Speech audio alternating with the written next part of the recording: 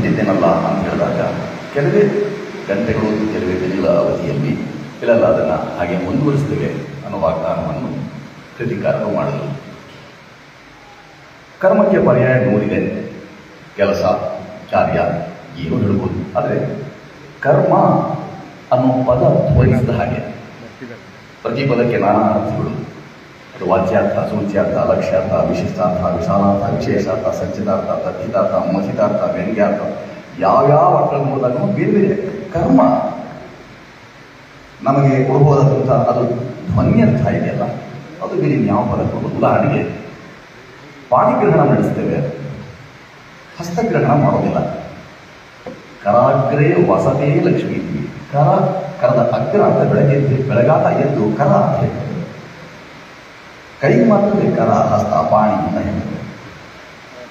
ಕರಕ್ಕೆ ಮತ ಅಂತ ಯಾವುದನ್ನು ಹೇಳೋದಿಲ್ಲ ನಾವು, ಹಸ್ತಕ್ಕೆ ಹೇಳ್ಕೊಳ್ತೇವೆ. ಯಾವ್ಯಾವ ಸಂದರ್ಭದಲ್ಲಿ ಯಾವ್ಯಾವ ಪದಗಳಿಗೆ ಯಾಕೆ ಮಾಡಿದ್ದಾರೆ ಅನ್ನೋದು ವೈಯಾಕರಿಗಳು ಅಥವಾ ಭಾಷಾಶಾಸ್ತ್ರಜ್ಞರು ದೇವೋ ನಜಾನಾತಿ ಕುತೋ ಮನುಷ್ಯ ಅಂತ ಹೇಳಿದ್ದಾರೆ.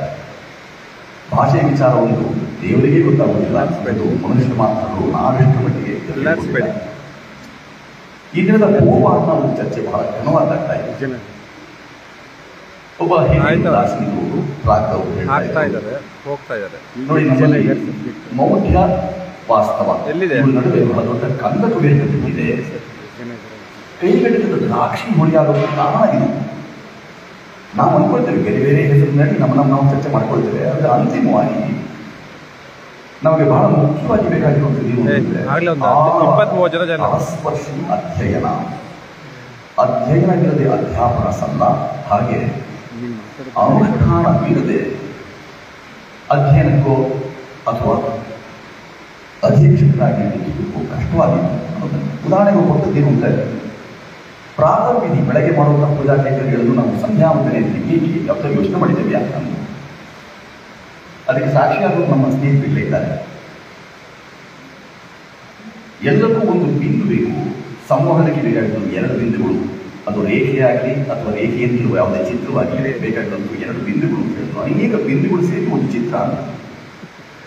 ಒಂದೇ ಬಿಂದುವಿನಿಂದ ಸುತ್ತುವರೆದು ಕೇವಲ ವೃತ್ತ ಮಾಡಿಕೊಂಡಾಗ ಆ ವೃತ್ತವೇ ಕೋಶವೋ ಅಥವಾ ಕೋಟೆಯೂ ಆದೀತು.